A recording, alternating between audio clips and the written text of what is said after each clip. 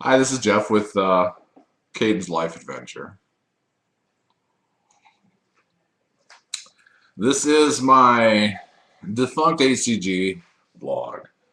This week was actually pretty good. I don't have anything to complain about. I'm actually down 2.5 pounds this week. Um, Getting back in the groove of things of the old style of the weight loss thing. It's kind of nice not being on the VLCD. I was always right around 6 to 650 calories, and that's mainly because people have asked me, well, you're not losing as much because you're not sticking around 500. Well, what they don't know, what I was telling you, is that I was taking omega-3 fish oil, and that with all the supplements actually adds close to about 150 calories to everything that I do each day. The minerals, the oils. If you look at the contents, they all are consuming more calories in there, and I think the fish oil has more to do with screwing up the HCG diet. It throws off the body's chemistry in some fashion. And I haven't read Dr. Simeon's protocol for a while, but they specifically ask you not to, do certain oils, and it is what it is. Been exercising a little bit more. I'm going to be doing the P90X, but I'm not going to be doing a strenuous version of it because in the past, for the people who have been with me for a while on my old channel, yeah, I used to get injured a lot doing the P90X and the high impact with 340 pounds, flopping around. It was pretty stressful on the body. I have been looking at certain aspects of what I want to do for the rest of my life. I am 44 years old. I do have an engineering degree, however, I'm not using it. The past 3 years, I haven't been able to hire on to a firm. And I rationalized it, walking in. You do phone interviews, and I do fine with phone interviews. However, once at that point, a 340-pound dude walks into your office, you see them look at you, and the questions that were pretty specific on the phone interview become very general in nature during the oral interview, and nothing really comes of it. I like to think I am at least average in my interview skills. At least. Um, some of you may argue. But that's one of those skills that,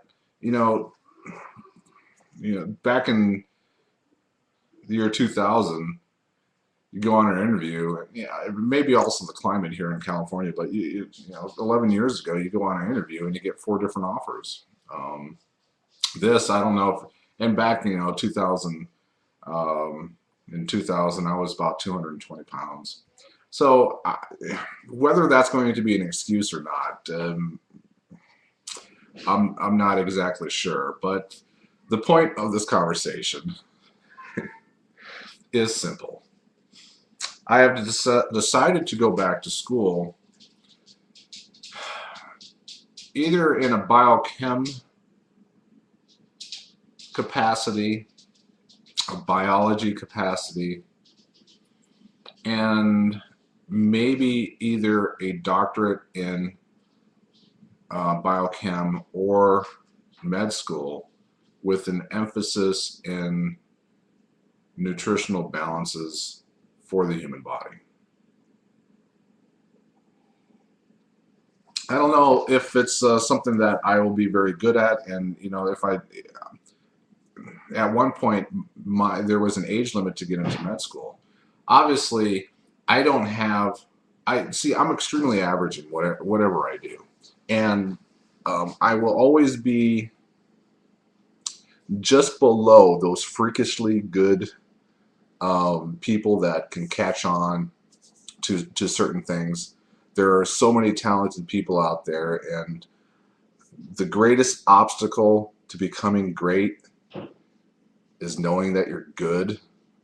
And generally, in certain aspects, I am good, but the laziness, which is probably a symptom of me being fat also, makes me not get to that exceptional level. So why are you telling me this? Well, all of this for me is probably the reason why I am emotionally obese. So this is one of those aspects where, you know, I'm kind of looking to see what's actually going on. Is this something I can do? I've already been accepted to a school. I'm going to be starting probably in the spring semester. You know, actually, I'm used to semester schools. I think out here they're trimester. I think that it starts in February or so I need to start transferring credits into the school. But I am very interested in how nutrition actually develops in the body and how the immune system really helps the body to cure itself. You eat good live foods and amazing things happen. Now, I'm not going to be a militant vegan. That's not what where you basically have a moral outlook that eating meat is immoral. Um, you know, I consider myself a Christian, but you know, those born again Christians are just as annoying as a vegan. If I offend anyone, it's not intentional. It's just from my perspective.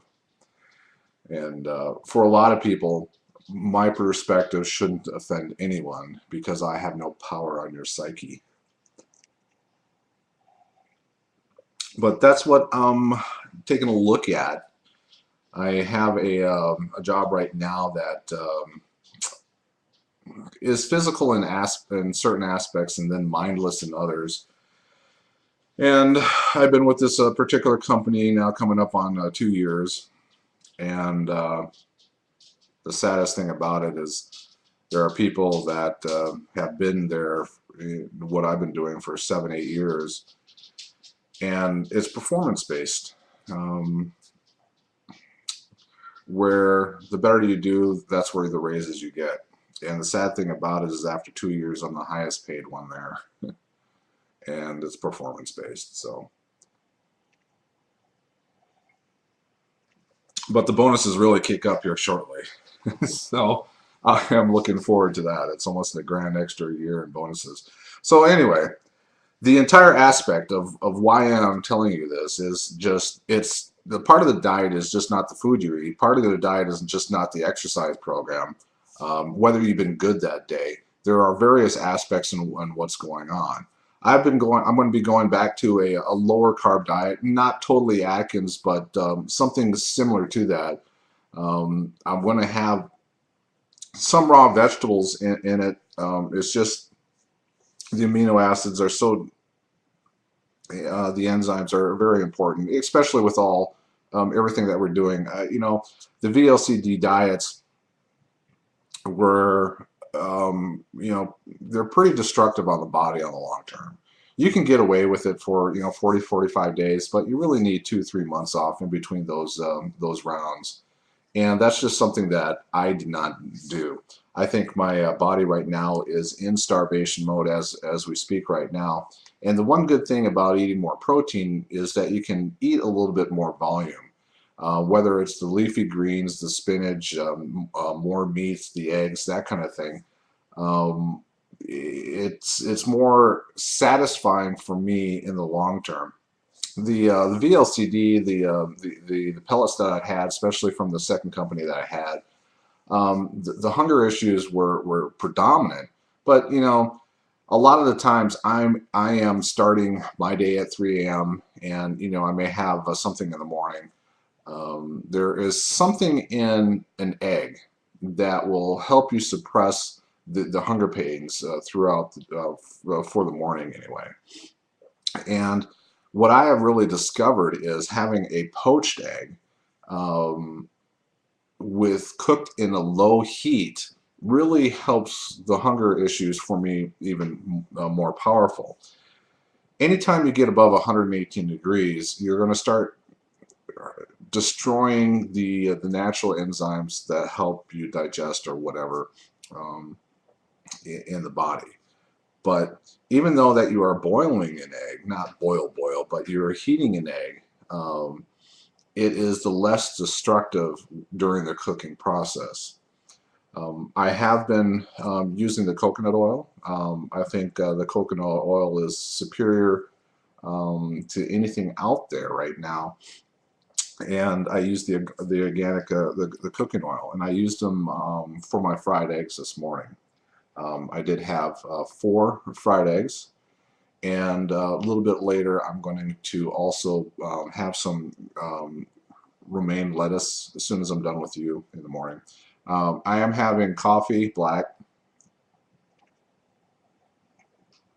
It is what it is. So the exercise program, me constantly looking to address my obese, emotional obese situation, seeing if my body is in a starvation mode, and this is something that we just really need to do. This is something that when your body is in a starvation mode, the P3 and a P4 are so very, very important. What is the most important round for you HCG dieters? It's not phase 2. It's not. It's definitely phase 3. Getting your body out of the starvation mode, getting your hypothalamus set, and you go from there. Again, the HCG diet, someday it's going to end, and where you're going to be on it past then. That is something that is the most predominant out there. The HCG diet has twice the recidivism rate of any other normal diet out there. What are you going to do when the HCG diet is done? That's what I'm looking at right now. That's what I'm trying to achieve. So again, I may check in daily. I'm not exactly sure yet. If I don't, a lot of you guys won't be surprised. I think I only have like 10, 15 subscribers right now on my new channel. My old channel had right around 150 subscribers. But this is a male perspective that is not very prevalent out there. And I wish more male HCGers or dieters out there were out there. But again, this is not an HCG experience anymore, but I have a lot of experience in the HCG realm. For the people who haven't seen me before, I've lost 75 pounds on the HCG diet. And the last 60 some odd pounds are going to be done a little bit more on the traditional side. So again, this is Caden. This is a learning experience. Live, love, learn, grow, in that order. Bye.